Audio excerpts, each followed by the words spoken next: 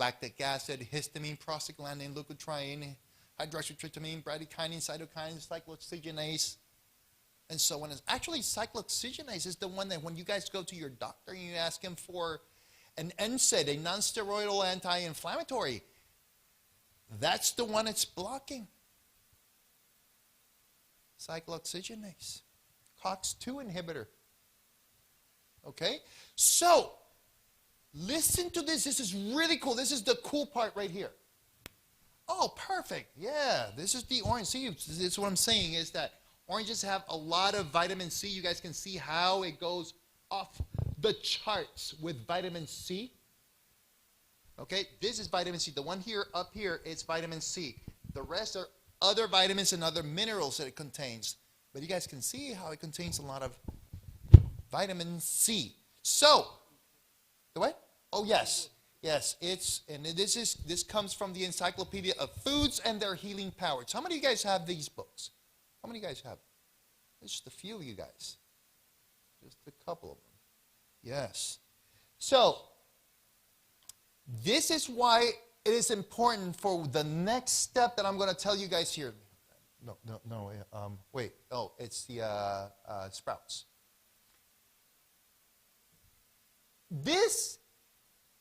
All of these right here, I can't point.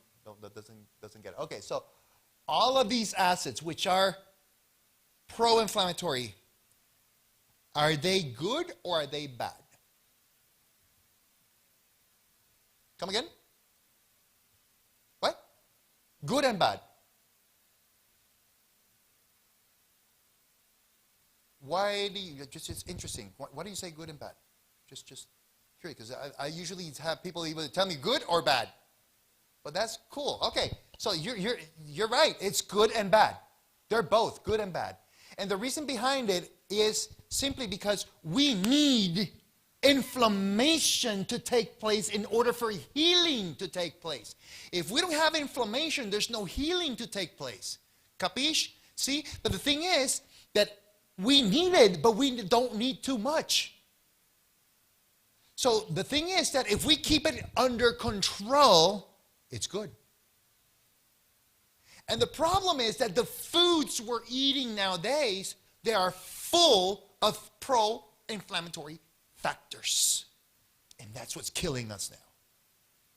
That's what's killing us. So if we were able to decrease these pro-inflammatory factors, a lot of the conditions that we have would be gone. Okay? Yeah. So how do we avoid these acids? How? With what we eat. Because if what we're eating is increasing the amount of acid, pro-inflammatory acids, we need to eat less than that. But how? What to eat? How do we eat it? And this is where this comes an important factor, which is sprouting. Because this morning I told you guys that this professor spoke to us stating and saying that grains cause inflammation. And I don't want that. So therefore, if we sprout our foods, that's where we can, or this is how we can avoid having these conditions expand or explode. Meaning because by sprouting our foods, remember that I spoke to you guys last time? That when you sprout foods, you decrease. Let me read it to you.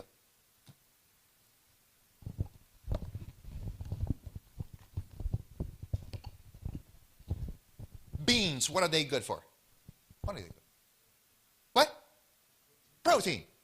They have a lot of protein. Fiber. Okay? All right.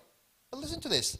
They're usually good and great at protein. But as soon as you grab any bean or any grain and you sprout it, it's not only good anymore in protein, so it's not only good in protein, but also has fiber, vitamin A, vitamin B1, B2, B3, niacin, vitamin B6, folate, vitamin C, calcium, phosphorus, magnesium, iron, potassium, zinc.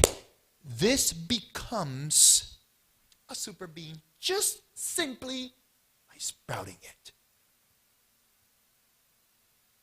Simply by sprouting it. And you know what happens? Listen to this. Remember this morning when I told you guys that that foam on top of the beans was the pro-inflammatory factors in there? Well, it's true. But as soon as you guys sprout this, all of those pro-inflammatory factors, gone. Gone. Question. Oh. We're going to talk about that now.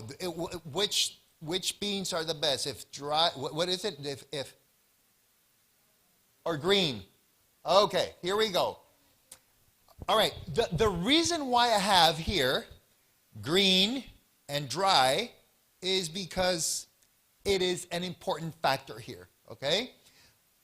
Now, you guys can see that these beans are sprouted, or they have started the sprouting process. These haven't. These are just normal. Only the dry beans need to be sprouted. The green ones don't need. All right. The important factor to remember here is that when it's dry, it's dead. When it's green, it's alive.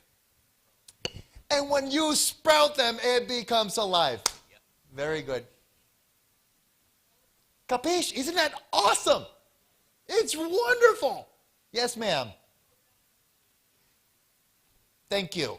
Next question is, how long does it take to be sprouted? That, what you see there, it took me a couple of days, maybe 2 or 3 days. But that's not what we're looking for, because we're not looking to have this. You don't need that little tail, that little root that's coming out. We don't need that. We don't need the little leaves to come out, because if the leaves come out, we're actually eating a true sprout. We're eating a salad. I don't want salad. I'm still Puerto Rican. I'm still from Puerto Rico. And I still like my arroz con habichuela or my ajos con habichuela. Okay? I still like my arroz con habichuela. Therefore, I want to eat my rice and beans. I want to cook them like I always do. But the thing is that if I allow that even to go even further, I'll just make a salad with it. But I don't want to eat a salad. I want it just like that. And you guys will notice, and do the test at home. When you guys start eating those beans, they will sit better on you and make your digestion even quicker and faster. You have a question. Go ahead. Bring it. Oh, interesting. Very interesting. Pressure cooking or slow cooking? Okay, normal cooking. Let's put it normal or pressure cooking. Okay. Guess what? When you have, let me show you here.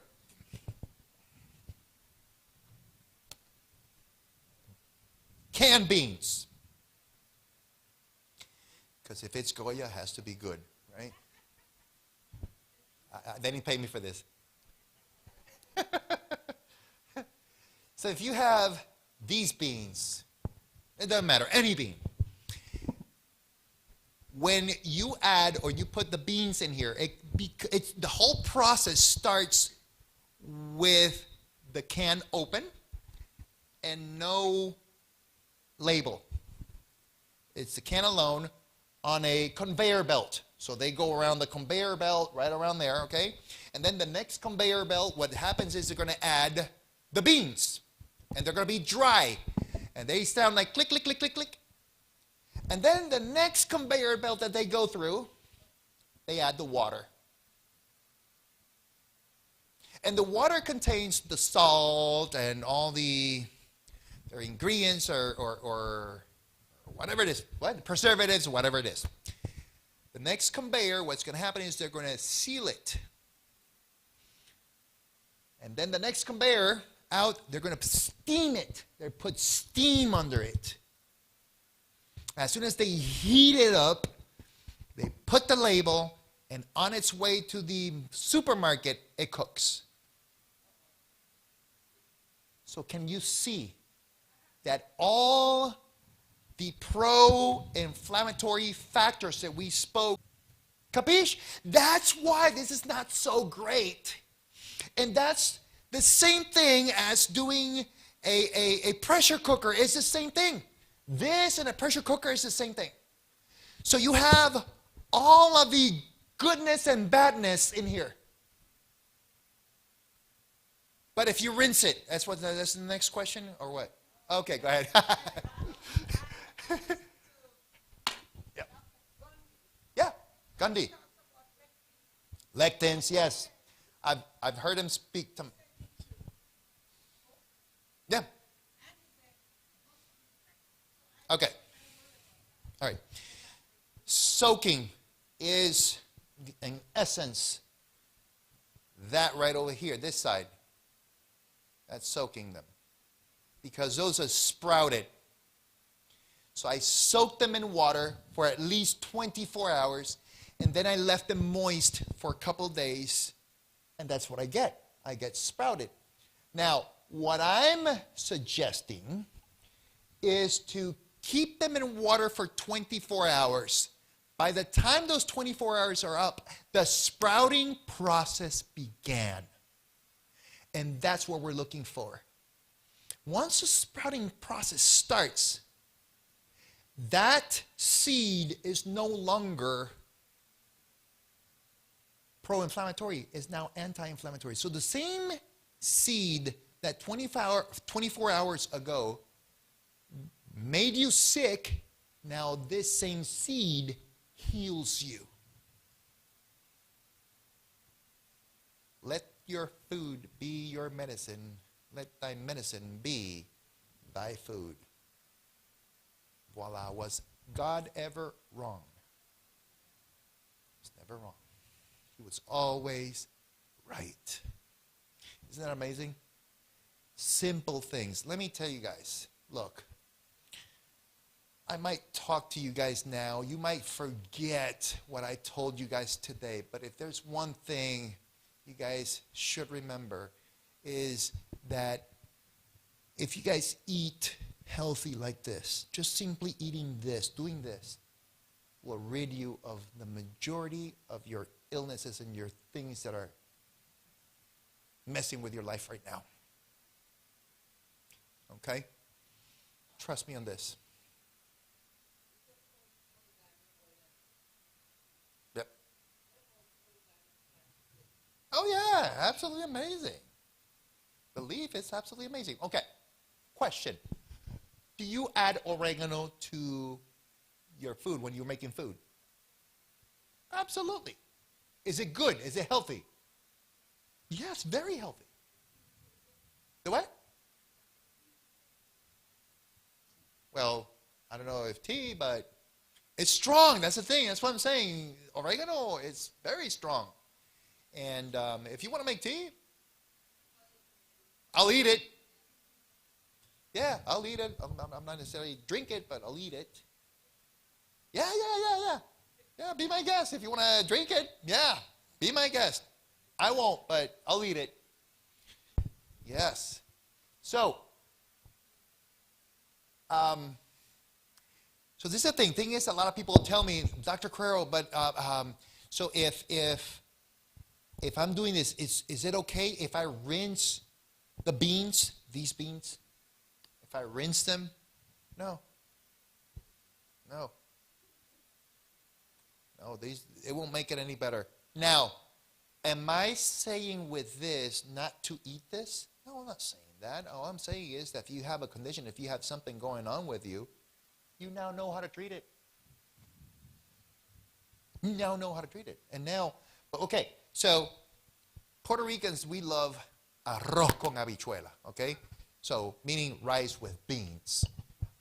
my grandpa, if my grandpa would get a pizza that day, he would have to have pizza with rice and beans. And if you had, I still remember, oh my God, a lasagna. If you had lasagna, that'd be lasagna with rice and beans. Anything that he ate had to have rice and beans. Otherwise, that day, he did not eat. My point is that we identify with food, okay? And it is ingrained in our blood, okay? But God made all of these things we can eat. But the problem is that when men put their finger on anything, we mess it up. We damage it for God. God made it right. We want to make things different, but we have to do things as they were. Because the truth is that these beans over here, the green ones, this is how we should be eating our beans. Green. Not dry. Dry, you have to go through that process to be able to get that. Okay? All right. Like I said, I want to continue talking about rice, different rices that there is out there. Because like I said, I'm Puerto Rican. I love rice and beans. I still haven't spoken about rice. I need to speak about rice. If I were Brazilian like my wife would be giving more importance to the beans than the rice. Because they like to eat more beans than rice. I like to eat a little bit more rice. I like that. But now, how many types of rices are out there? Oh, a ton of rices. I mean, I had rice with you guys today. It was exquisite, riquísimo, delicioso. But what type of rice is the best rice to eat out there? What?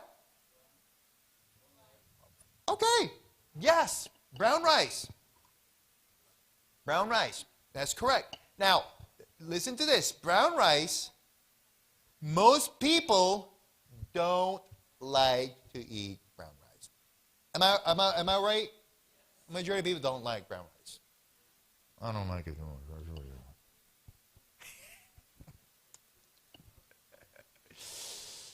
But, what is the rice that everybody likes? The white rice right there. Yeah, I like that one too. But, can we come to some compromise? Yeah? Can we go halfway? All right. Perfect. Thank you. That's the one. How about parboiled rice? Can we compromise on that? You don't want that? You don't like it? What? Well, let me explain to you something. Listen to this. I'm going to read to you guys out of this book again. Listen to this. Okay, foods and their healing powers. All right. What is the vitamin that rice has the most? Take a guess. What? No, brown rice or rice. Rice. What kind of vitamins do they contain? Because what we eat contains vitamins, right? What? Got starch, but what else? But vitamins. Give me a vitamin. A? No? C? B? 12 what? B12. No. Bees. B vitamins. Yes. It doesn't have B12, but it's got B vitamins. Yes. B vitamins. You know what B vitamins are good for? B vitamins in general? Brain. Energy and brain, yes. But mostly the brain. The central nervous system. Your brain, your spinal cord, your peripheral nervous system, and so on. You know what I give people that have neuralgia or neuropathy? vitamin B12 and Bs and all the Bs, B1, B9, all of them. And rice, right here, listen to this, it contains B1, B2, B3, B6, B9, phosphorus, magnesium, iron, potassium. Rice. But listen to this. Listen to this. Now, prepare yourselves. When I was a kid, I was a teenager, I used to go to my friend's house, and he had fighting roosters. How do you call them? Gallina de pelea, gallo de pelea, gallo. Game cocks. Okay, good. I still remember I was eating at his house, and he had all of these bunch of fighting cocks that he had. And while I was eating my rice and beans, and I started giving them rice. And he comes along and he says, no, don't give him rice, don't give him rice. I'm like, why? I'm eating rice. No, you'll make him sick. You'll make him sick. It's true. It's true. You know what happens if you give chickens only rice? They get sick. They get moquillo. I don't know how to call it. They get like a cold or something like that. They get a cold. Okay? And you know how you cure it? Because white rice doesn't have the peel. If you give the chickens the peel, it'll heal them. The rice on its own will make them sick. The peel will heal them. Therefore, here we go. We can now say that the nutrition, all the nutrition of the rice lies within the peel. The peel. Oh, no, don't get ahead of me. Don't get ahead of me. Yeah, you're good. Okay. So the benefits are in the peel. This one doesn't have any. But if we compromise, what can we get? So what they've done is they get the rice when it's about to mature, they take it out and they put it through a semi-sprouting process, bring it to a quick boil. They stop the whole thing. And once it's dried, it's called parboiled rice. Therefore, when, let's say I am the seed, the starchy part of the rice, and the peel is around me, as soon as I feel that I'm about to sprout, what it does, it pulls all the nutrition that sits in the peel, pulls it in, and they stop the process. That's parboiled. So we did a compromise. We have a little bit of both there. So therefore, parboiled rice is the best way to go.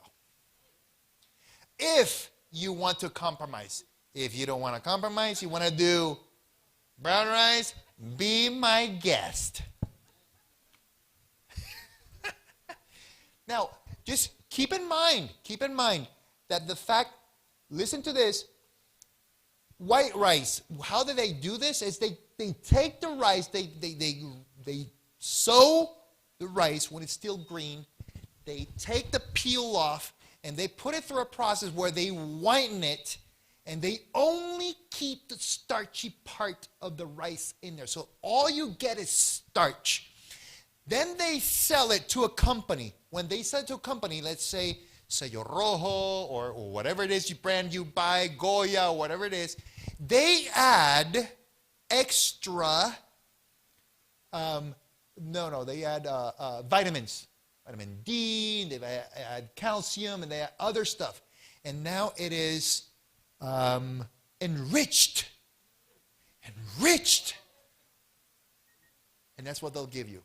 And that's why when you taste your rice, it tastes better than the other rice just simply because of the other ingredient that they added there tastes better.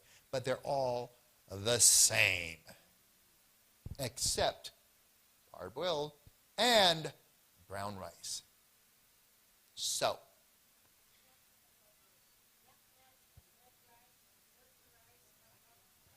well, there you know. They're all different. They're all good. They all have B vitamins, and it's very important.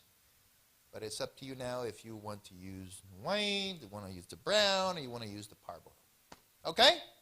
Sounds fair? Now, once you add, let's say you add these beans right here to this rice right there, that is the arroz con habichuela that Superman eats. See, what I'm saying is that, let your food be your medicine, let your medicine be your food, okay? So it makes perfect sense with that. Now, let me tell you guys, I'm not a chiropractor, I'm not a medical doctor like I told you guys. I'm a chiropractor. I'd like to let you guys know that everything I learned it due to these books. Let me just be frank. My parents, my dad is a pastor. He's a retired pastor now.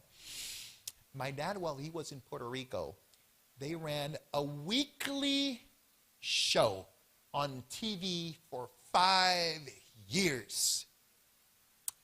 And they used these books to run that show out there in Puerto Rico between my dad and my mom.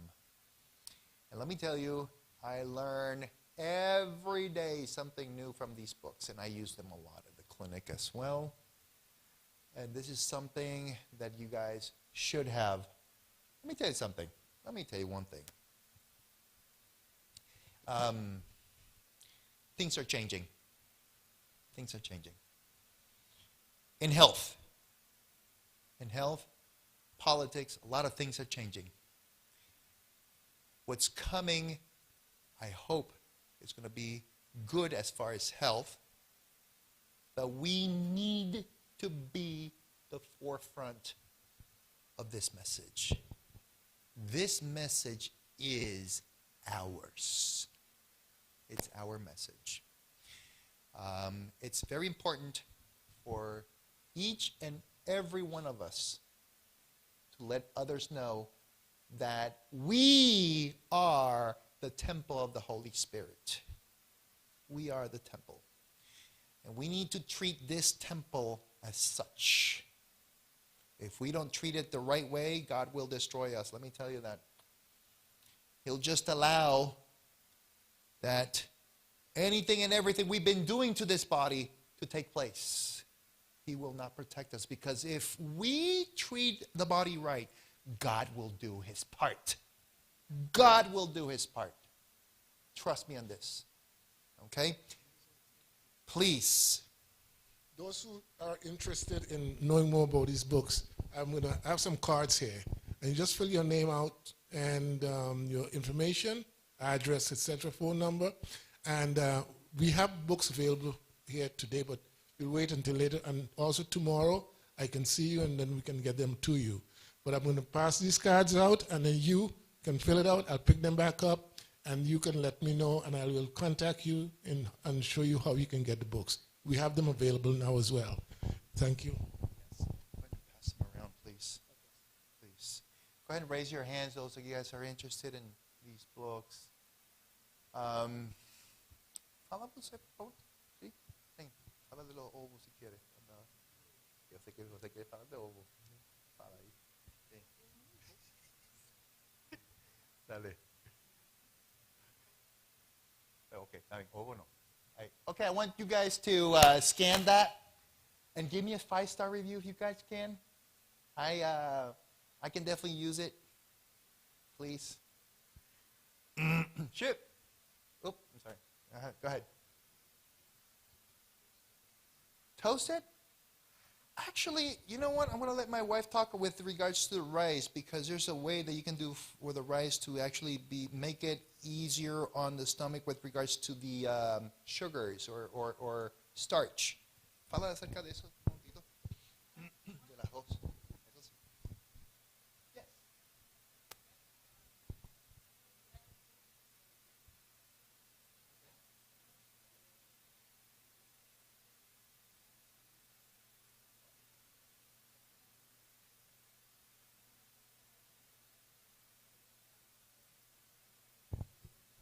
That's why I like eating parboiled.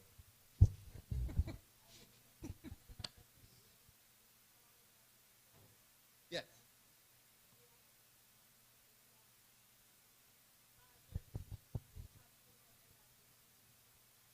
Yeah.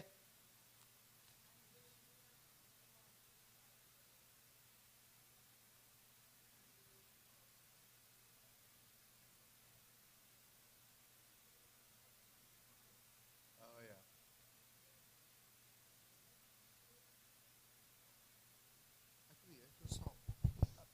That's another hack that I have at the clinic, Epsom salt. I forgot to tell you guys about it. Epsom salt is absolutely amazing. Epsom salt. Remember to use that. Yes. Magnesium and Epsom salt.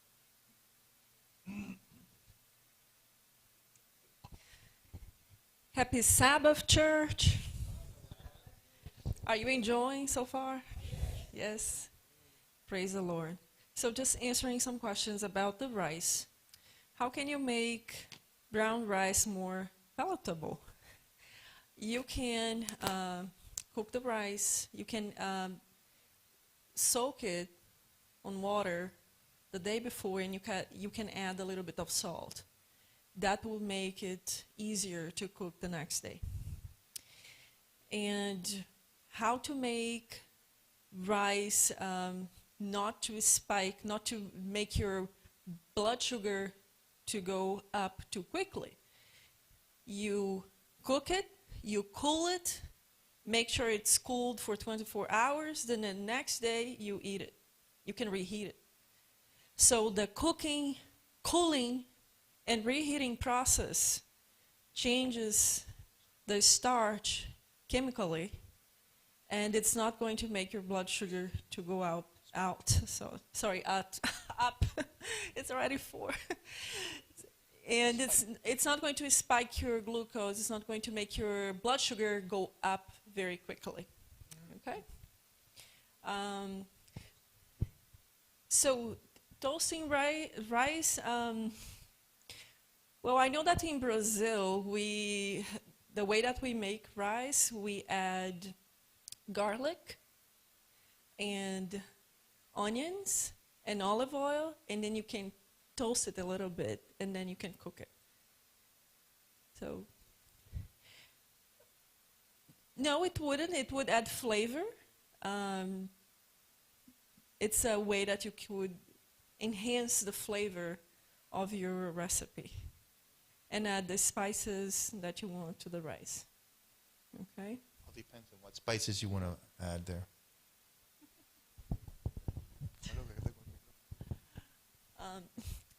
Anyways, so I have some information to share about herbs and spices, but I'm not sure if it's already 4:15, and I don't know how you're feeling. If you want to go on to continue, or what did you like? Yes? Okay. Okay, so I need them to change the presentation to the herbs, spices, and your health. Está no.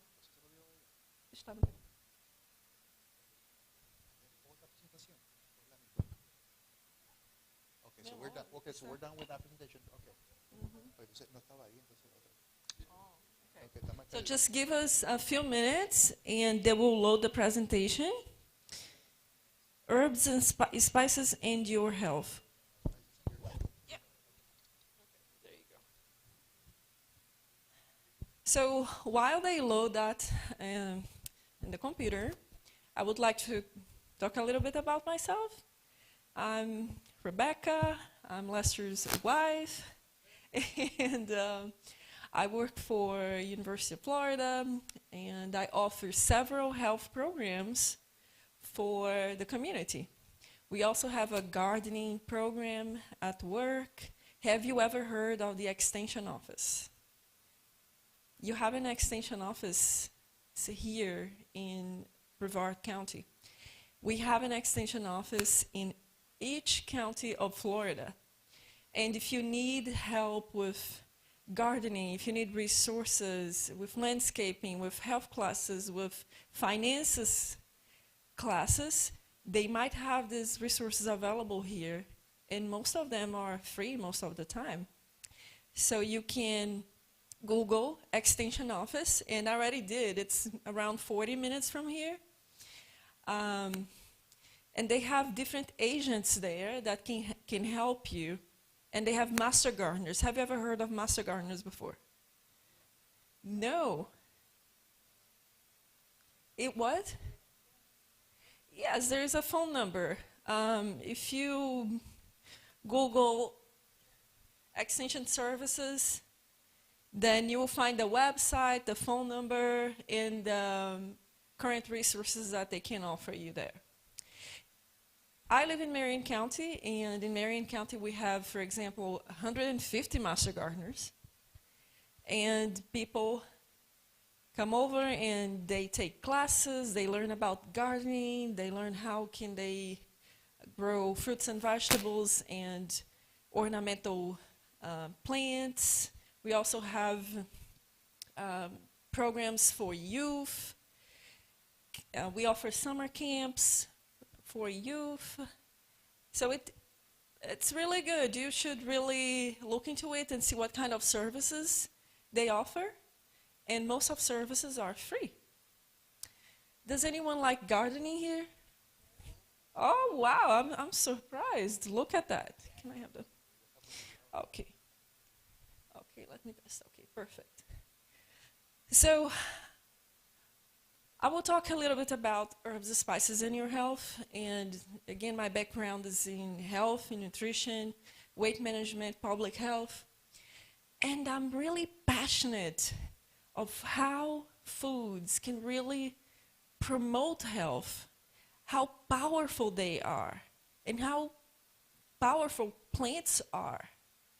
And I think that God is so good to give us such a diversity of plants, with so many compounds, with so many vitamins, minerals, and phytochemicals in these foods that can really heal us, can help us restore our health in ways that we have no idea because we are still doing research, right? But today, just to continue, to kind of complement what Lester was saying about inflammation, I would like to share some information with you and share some studies talking about the power of herbs and spices in reducing inflammation and fighting diseases. So you will learn the medicinal properties of selected herbs and spices. We have so many types of herbs and spices out there. There is no way I can cover everything, right? So today I will just talk about a few of them. And then we will discuss a little bit how to substitute excess sugar, excess salt, and excess fat when you're cooking. And how to make an anti-inflammatory turmeric latte. Okay. So first of all, I would like to share this amazing study. Imagine this. Researchers collected 3,100 food samples.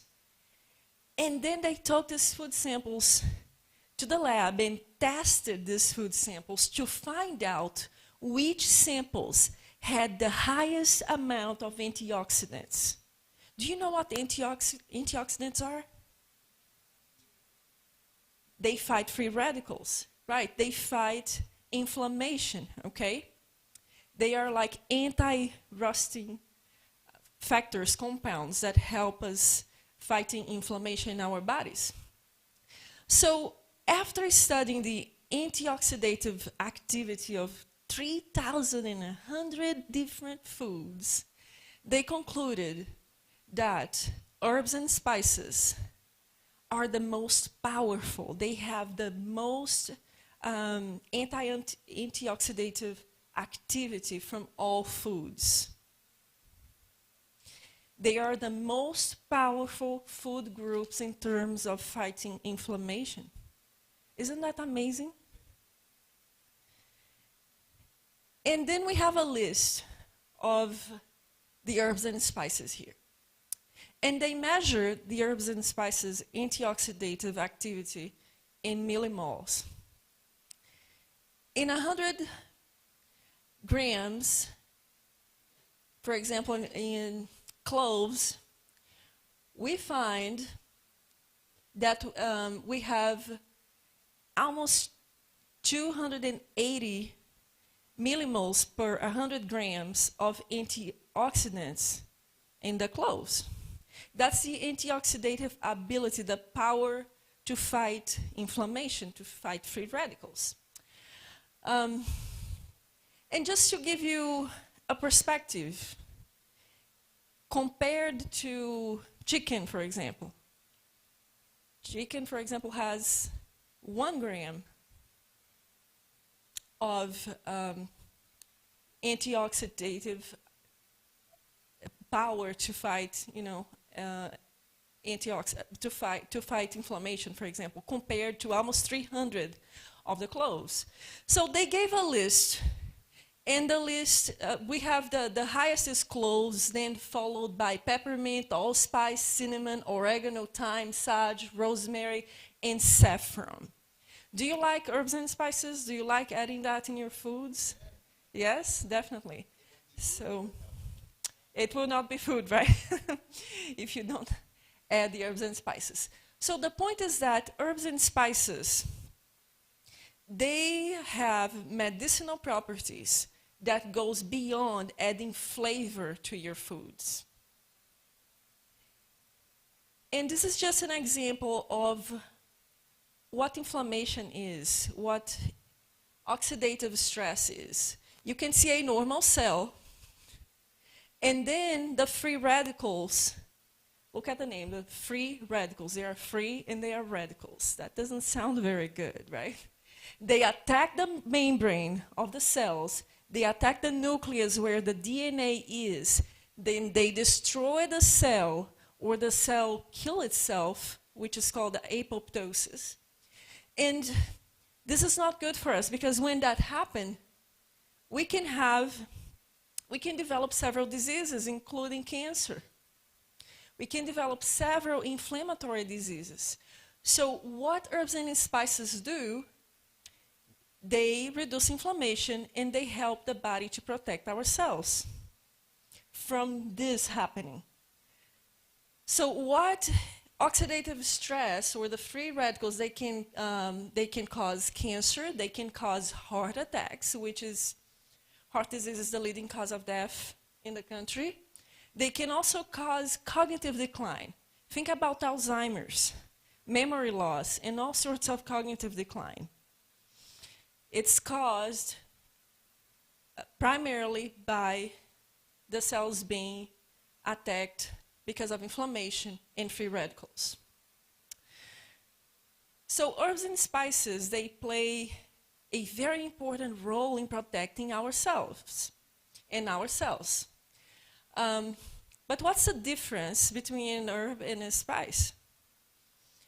Herbs are the leaves of plants, and the spices are roots, the seeds, anything that's not a leaf, okay? That's the spice. Today I will only share some latest research regarding turmeric, ginger, hibiscus, and rosemary, because we have so many herbs and spices and there is no way to cover all of it, right? But I do have some printing material for you, materials, and some recipes that we'll be sharing.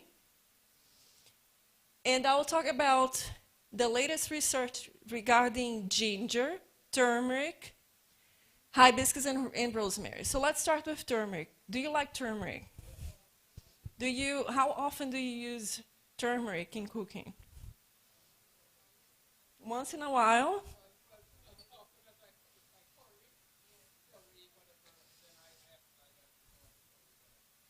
Okay. Excellent. So turmeric has this bright yellow color, and what gives turmeric this color is a compound called curcumin. And curcumin can really stain your clothes, as you know, stain your cutting board, so just be careful with it. And turmeric has this earthy, bitter, spicy flavor, and you can also purchase it as a whole root at the supermarket. I don't know if you have seen it as a whole root, or if you have ever tried growing turmeric, or you can also buy the powder. And you can also take curcumin pills, turmeric pills, right? What research says, what latest research say about the power of, the medicinal properties of turmeric, for example? We found out that turmeric is so powerful to reduce inflammation to the point of protecting your DNA from breaking, from breakages. And how do they know that? Because they got a group of people. Half of the people, they divided into two, of course, and everybody had a pinch of turmeric every day for 1 week. But before they evaluated the DNA breakages, they did the test before and after, okay? They conducted autopsies, and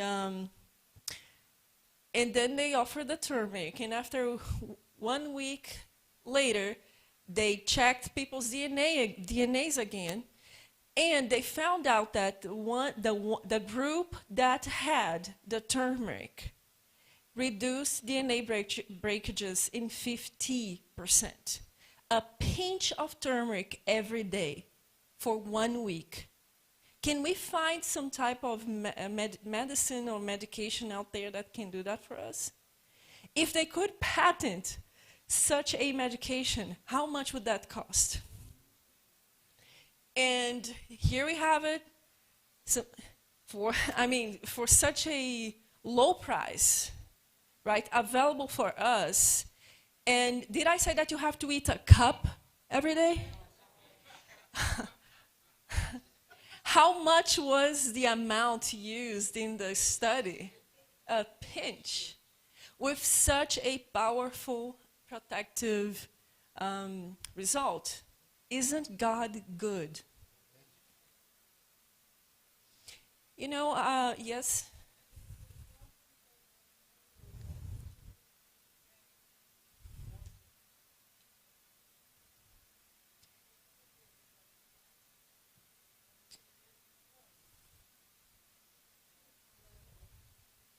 Yeah, you can use more than a pinch, as long as you include that in your diet. If you don't like the powder, grow it yourself or buy it in the supermarket. The important thing is including this in your diet. The good thing about herbs and spices, or the amazing thing, is that you don't have to eat larger quantities to get these medicinal benefits. It's amazing. I think, God is really merciful, because after 6,000 years of sin, after we've lost so many crops, after imagining the Garden of Eden, how many plants were there that we don't have access anymore? After the Great Flood, how many crops that we've lost? And today we still have access to such powerful plants. I think that's an expression of God's love and mercy for us as well.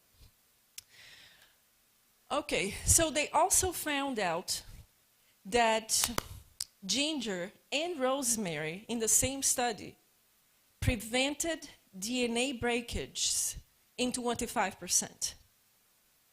So what if you not only add turmeric, but you can add ginger and rosemary to your recipes more often, right?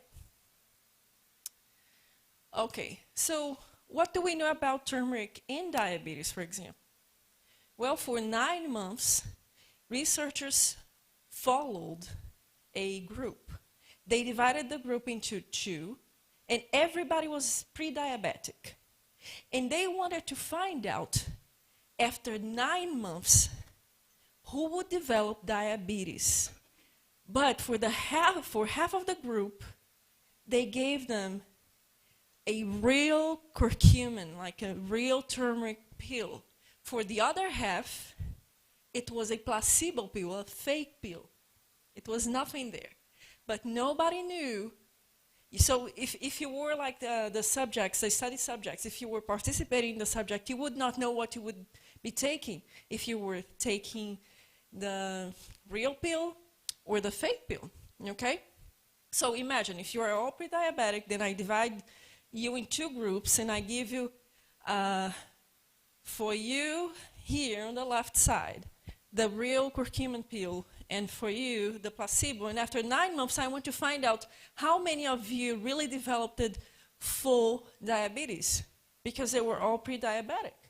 Well, after 9 months, they found out that the ones taking the fake pill, 16% of them developed diabetes. The ones taking the turmeric, the curcumin, how many developed diabetes? None. 0. So that was, for many reasons, that was an indication that turmeric offers protective benefits against someone developing diabetes. It plays a role in blood glucose management, okay? Isn't that powerful? And they were just studying turmeric. Those people were the same for the age, for gender, for everything. The only thing that they were doing differently was that one group was taking the curcumin pill and the other one was not. Okay? I think it's absolutely fantastic. I'm sorry, what? Yes, you can, but we'll talk about that, like taking capsules, using the whole root, or drinking powder, you know. So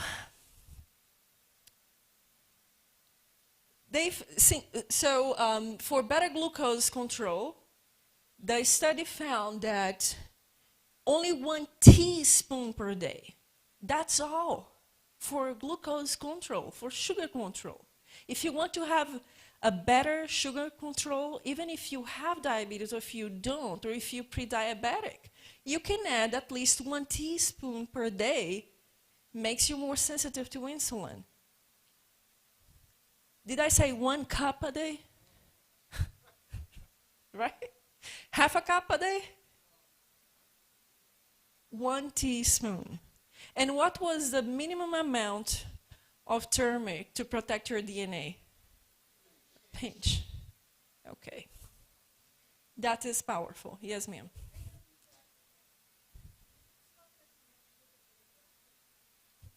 Yes.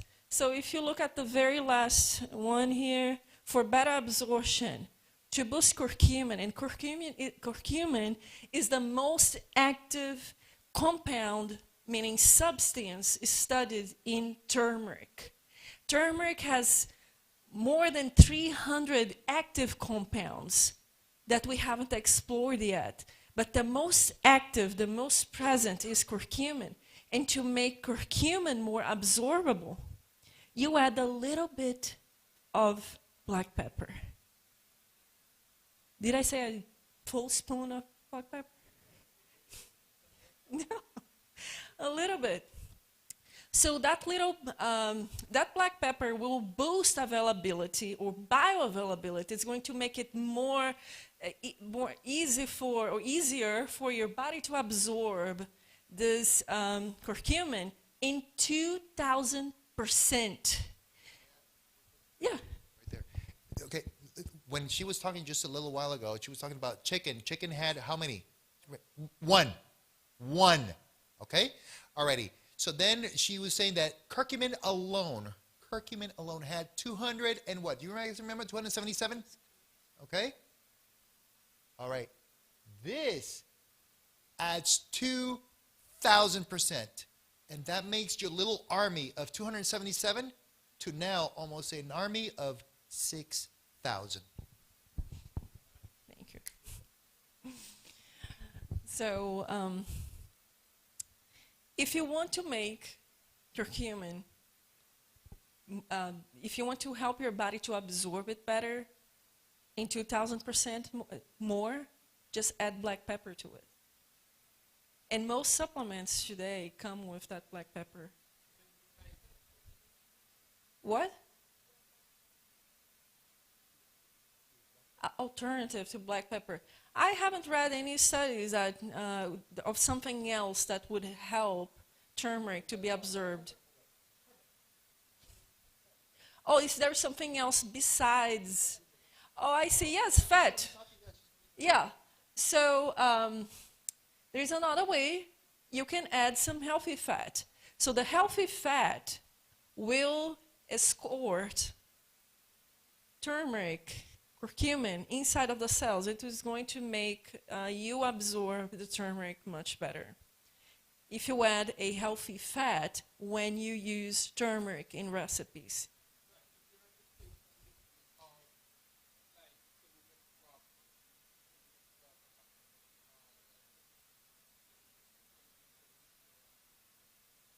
Yeah, just any black pepper.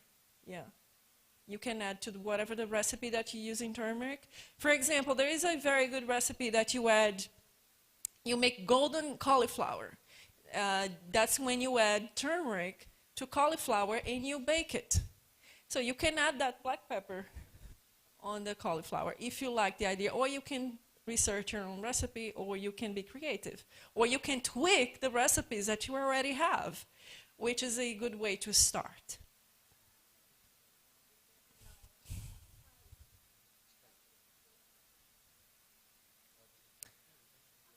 Oh yeah, I will mention ginger soon, and hibiscus and other spices. Well, we have to remember that some spices, different spices will have different activities.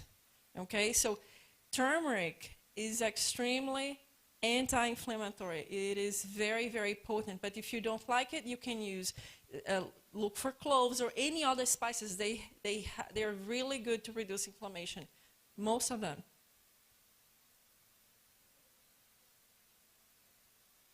The pill, okay, so that's the same question that the ginger, the root. Yes, yes. So it is always better that you prioritize eating the whole food. So if you have access to buy the whole root, the whole turmeric root, it's better. And you can do it yourself. You can use it in your recipes, but if you add to rice, or if you prefer the powder, that's fine. Or if you really don't like it, the taste or something, consider some supplements. But most supplements are not regulated by the FDA, so you have to be careful about that. Okay, so now you have learned so far that in very small amounts, these herbs and spices, they are very powerful. They are no joke. They have medicinal properties, and it is great for us to add these herbs and spices daily in our lives to reduce inflammation. You also have learned that black pepper and adding fats can boost absorption, right? And now this is very interesting.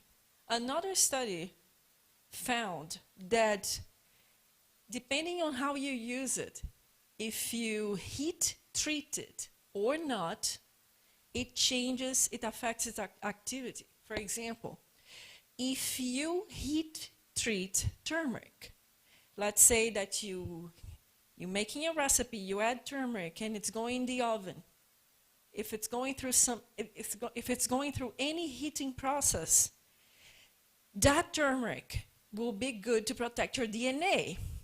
If that turmeric does not go to a heating process, then it helps reducing inflammation. So what's the best way to consume turmeric? Both ways, right? Because the heat-treated turmeric is good for your DNA. And if it's not heat-treated, it reduces inflammation. That is amazing. It is powerful. Okay, well, how about ginger? Ginger and turmeric, they are like cousins, okay, in terms of botanics. And they found that 1 cup of ginger a day for 12 weeks, no, it's not 1 cup, 1 cup, what does it say there? Yeah, I want to see if you're reading it. 1 teaspoon a day for 12 weeks improved blood sugar levels. And we know this since 2015. Since, for the last 10 years, we know that ginger can help your body to control sugar. And is that a manageable amount of ginger? How could you add, can you give me some ideas, 1 teaspoon, how would you add that every day? Every day, if you were to add it once a day, 1 teaspoon, what could you do with this ginger? Tea, what else?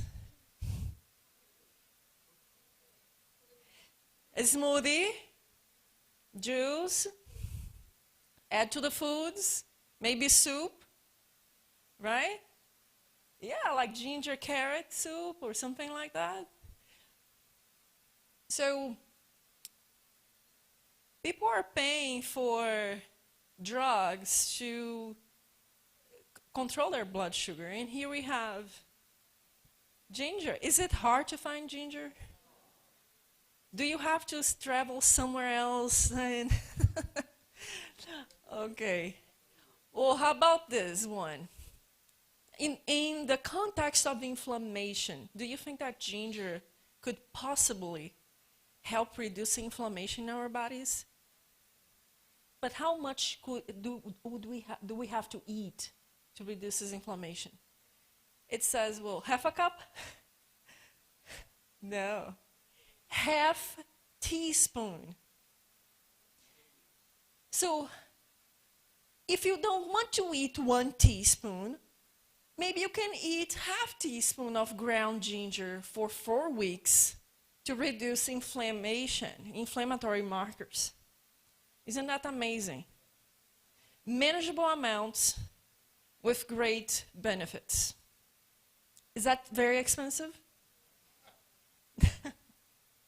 No.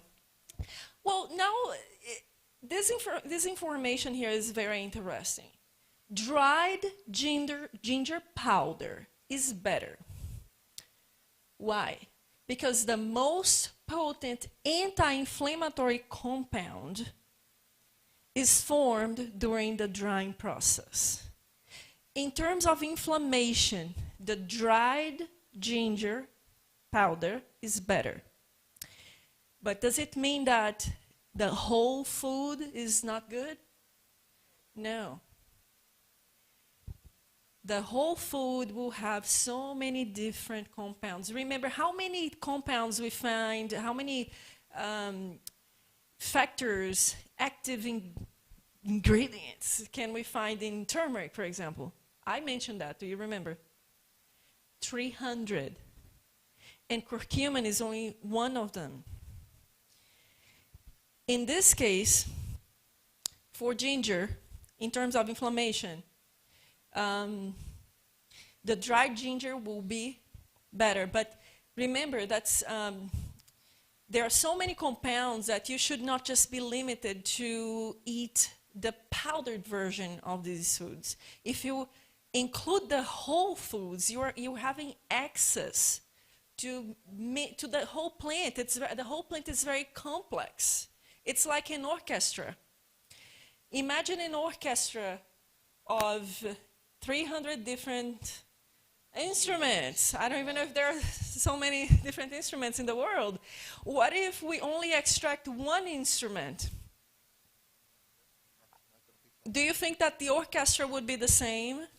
That's the same thing. That's an analogy. That's a comparison that I'm saying. If you want to supplement, if you want to have the powdered foods, but also try to make an effort to have the whole food, because you're getting the whole orchestra. And here in the book, which one is this one? Encyclopedia of Medicinal Plants. We have Ginger. And it says in here that in India, there's a belief that says that ginger has aphrodisiac properties. So, aphrodisiac.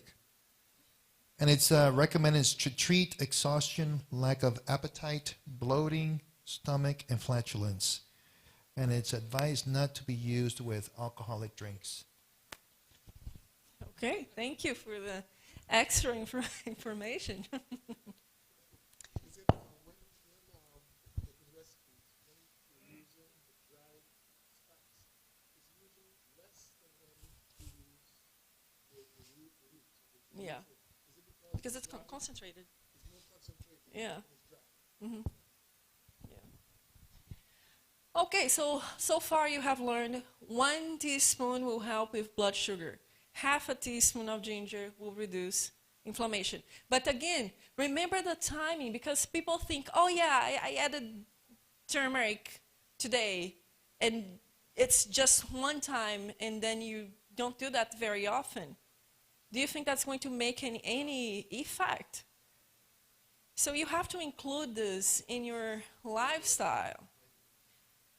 And yes. Okay, how about hibiscus? Hibiscus is very interesting. It contains fat-blocking properties. Yes, ma'am. Yes, that's right. There are so many names, right? It has blocking properties, and how about this one? A combination of 1.5 cups of hibiscus tea and 1/4 cup of lemon verbena tea. Do you like lemon verbena? Once a day for 2 months resulted in 8 pounds of weight loss. Just the tea, just this combination, okay? And this, this is from a study. Just the tea resulted in this weight loss. And also, we have studies proving, now we know hibiscus tea reduces blood pressure. Isn't that amazing? That we have access, that we have these amazing plants that God left us so we can explore and we can include in our diet, in our lifestyle, that can help our health.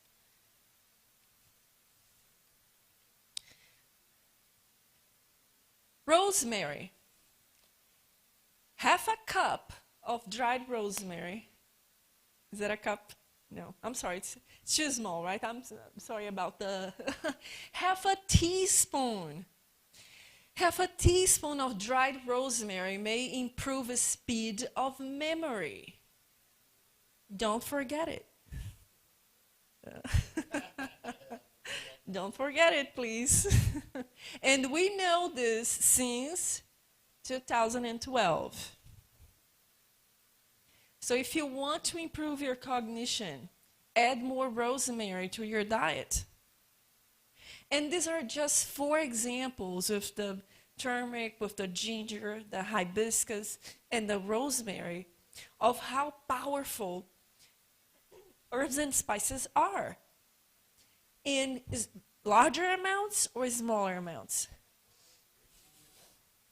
You can make tea with that, definitely. Yes. Okay. So let's talk about how can you make a turmeric latte. Have you ever tried one? Have you ever heard of it? Yes? Tell me about it. Where did you have it? A turmeric latte, you can make it in different ways. There are so many recipes out there. Different recipes that you can add different spices, a combination of spices for your latte. And it is a great way to add turmeric and ginger and cinnamon and many other spices to your daily routine. I do have a recipe here that I will start passing by. This is a recipe for a fall latte, but you can make it, thank you so much, you can make it cold or hot. At this time of the year, you can make it cold. Just mix the spices and add ice. If you want it hot, just make it hot. Do you remember the difference if you heat treat turmeric? What kind of benefit do you get? Good for your DNA. If you eat it, if you drink that latte cold, it helps reducing inflammation. That is great. So let me tell you something about recipes. Recipes is more like a guide. You don't have to follow it to the teeth, okay? This is just a guide to help you decide how you want to make the recipe. Some people love this recipe, but I had some people who did not like it very much. So look at the recipe, look at the spices there. If you don't like one, or if you don't like some of them, just don't use them. You can tweak the recipe, you can play with the recipe, okay? That's the beauty of recipes. But the point is that a latte is a great way to add different spices at once, at the same time. Someone had a question. Okay, well. Anyway, so you can play with the recipe. I hope you like it. I also have here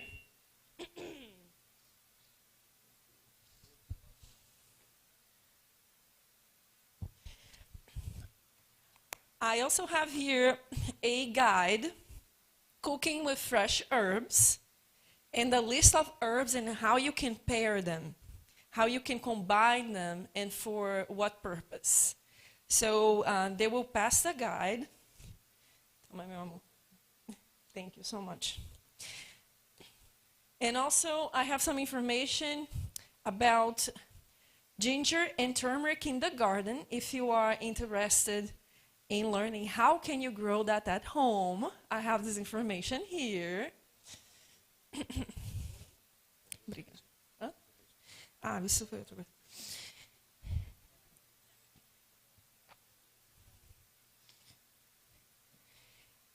And I also have some information about herbs and spices in the Florida garden.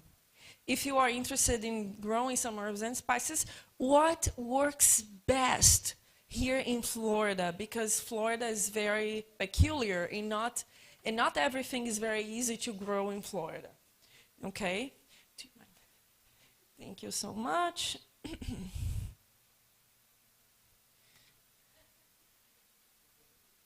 And this is the latte. You add these herbs and spices. Let's look at the ingredients list for a second. This one I made with cashew milk, but you can choose what kind of milk you want. If you want coconut, if you want almond, oatmeal milk.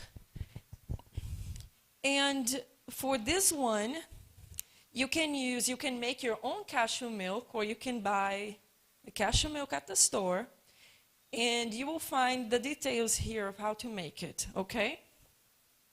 And again, you can make it hot or cold, and it's really good.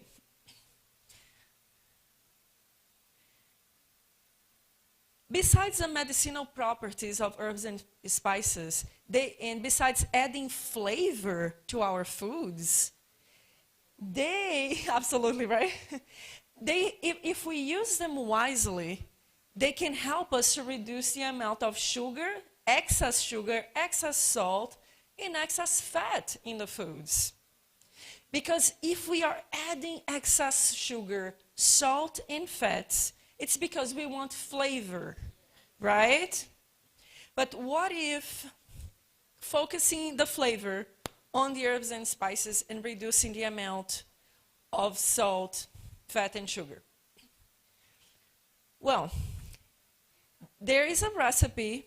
I think the publications that you got, you will find a recipe of how you can make a salt-free blend, a spice blend by yourself at home. So you can make a combination, and research shows that the most effective in replacing the taste of salt are black pepper, garlic powder, curry, cumin, dill, basil, ginger, coriander, and onion. These are most effective in replacing the taste of salt.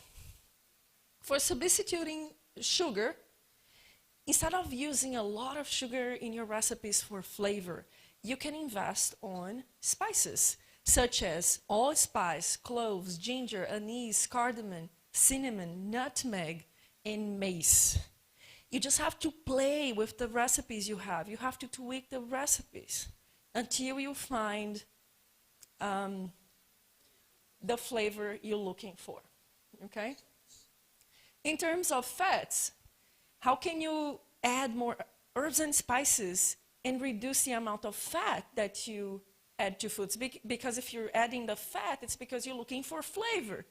But what if you invest in herbs and spices for flavor instead of adding too much fat to the foods? For example, if you bake popcorn, you can add garlic powder and cayenne. This instead of adding fats, butter, right? This is just an example, and you have to try different recipes. You have to see what works for you. Think about the recipes that you cook the most, and how can you improve them, reducing excess fat, sugar, and salt for herbs and spices, okay? And you can do some research on the internet. Well, that's it for now. Thanks for coming, or thanks for cumin. Thank you. Okay, well, you guys did the bioimpedance thing that you guys did out there when you guys came in just a while ago with regards to your BMI, your body mass index.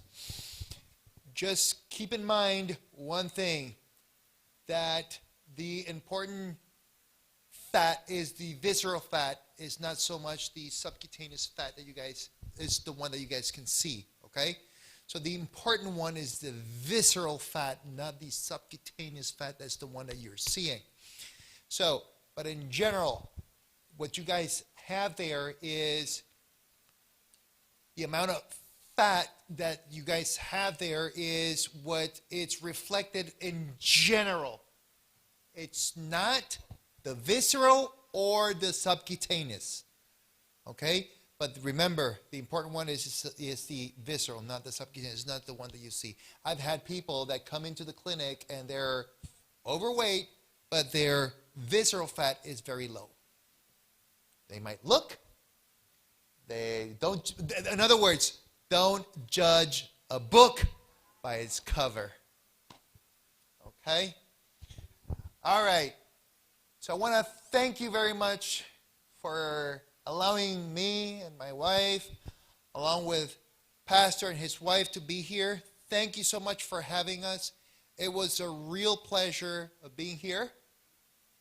Yes, I already spoke about that. Yes, I just did. You were talking there. Yeah, but I want to thank you so very much. It was a real pleasure for us to be here. If you guys want to invite us some other time, we'll bring some other topics some other time, and we'll bring something different next time we come in. And like I said, thank you so very much. It was a real pleasure. Where is the, can you please?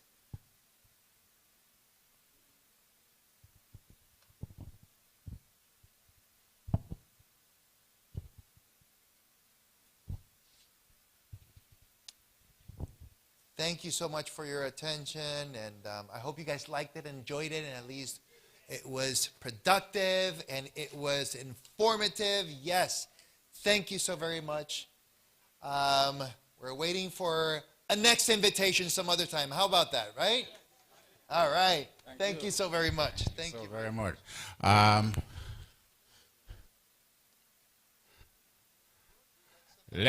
Some seeds that we can give out so they can plant some things. Look at this. Okay. This is Sure. Hi again. Meu amor, tira aqui. Tira da bolsa, porque eu não lembro mais o que tem. Well, I do have some seeds with the instructions of how to grow them. We have seeds of, I have basil. We've got some garden sage. The sage is cilantro. wonderful. Cilantro kind of sage, yes. And dill. Dill. It's a good deal. It's a deal. Oregano. We were talking about oregano. We got oregano here. More So we're gonna put 'em out there. cilantro. You guys can take, okay? Chives, lavender, Well, and later. basil. Okay, so Outside. I'll put them outside. Put 'em out there and spread them out nicely. And I hope you had a great time. Thank you so much. Thank you very much. I say now, thank you to Dr. Lester Carrero and his beautiful wife.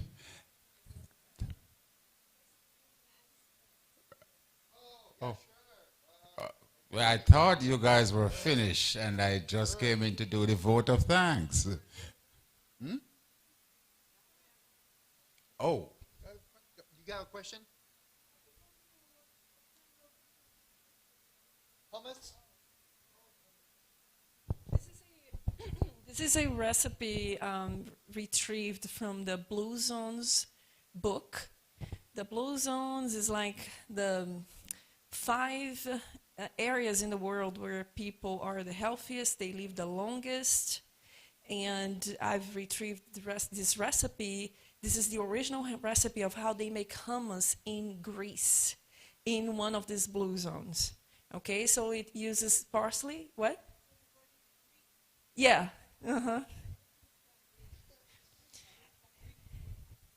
Anyways, it is a Greek recipe and uses parsley. It uses some herbs, and I hope that you like it. And remember, if you make a recipe and if you don't like it, just tweak it. Make it taste good. Okay? Yes, ma'am. Yes, we do have a Blue Zone in California. It's called Loma Linda. And it happens to be a community of Seventh-day Adventists. The Seventh-day Adventists in California are the longest living people in the world right now. And just so you know, real quick, that group, that Blue Zone, is the only Blue Zone that is continuously growing. The others are actually shrinking, diminishing. And the reason behind it is because people in these zones are no longer continuing to eat the same way that their ancestors were eating. The only one that's continued to develop and getting better and growing and thriving, Loma Linda, Seventh-day Adventists. Isn't that such a blessing to be like a role model for the world? To be cited in studies and calling attention to researchers in the world that our teachings, our lifestyle works, and it's affecting our longevity. I think it's a blast. So let's be a light to the world, and let's practice health and be a role model for others as well. Thank you. Was it so hard, so difficult? It was simple things. And these simple things will literally make your church small. Let's take this to the world. Thank you. Are there any more questions? As such, let me move forward to say thank you so very much, Dr. Carrero and his beautiful wife there, and Rebecca. And thanks also for Pastor Tim Merriman and his beautiful wife as well. Right over here, right there in front. Thank you so much for coming. You want to say one thing? Okay, I'll start over again. No, don't start over again. No. I just want to mention real briefly that the books that we were talking about here, I have them out in the lobby on the table. If you're interested, we just stop by there and I'll give you all information on them, how you can get them. And I'm here tonight. I'm here tomorrow also, so we can discuss it, more at length, prices and everything like that. Okay? Thank you. Let me, before I say the vote of thanks, tell you that the books, I purchased the set more than 10 years ago, and I paid $900 and plus for it. You're going to be getting it at a bargain, less than a third of what I pay. So think about it, all right? And it has very useful information. All right, so without any further interruption, let me say at this time, I thank you so very much, Pastor Merriman and your spouse, as well as Dr. Carrero and his spouse. Thank you for coming. Thank you for giving us the information that if we use it wisely, we will spend enormously less when things are going up exponentially high, and maintain better health if we put the information that we receive in practice. Thank you so much for coming, and now we are going to wish you Godspeed and safe journey homeward. And we hate that we couldn't do better than what we intend to do here, but we wouldn't want you to go empty. Just taking care of your gas and your so very much. Thank you. All right, but we prefer to make sure that you're taken care of a little bit. And so we thank you, and we look forward to seeing you again when we can get similar information that will help us to live healthier physically, and if it's physically, it will help the spiritual as well. So it's a win-win. Thank you so much, and God bless you abundantly. Sure. And can we now, let's stand for this prayer, please. Eternal Father, we thank you for your goodness and your mercy. We thank you for having kept us to be in your sanctuary unmolested on this your holy Sabbath day of rest, to listen to so much truth that you have in store for us. We see in your word, O God, you prefer above all things that we would prosper and be in good health. And you've provided your manservant and your maidservants to provide us information in that directive. And so, Father, we ask you now you'll give us the courage to implement the change we need to do so that we can derive the benefit you have in store for us. We ask you now to bless every household here represented and bless every heart individually and collectively. We ask you also for journeying mercies as our guests make their way homeward. Be with us until one day when we all shall make it homeward to your eternal kingdom. We will be blessed forevermore, healthy and holy in your presence. This we humbly ask in Christ's name. Amen and amen. Thank you. You will.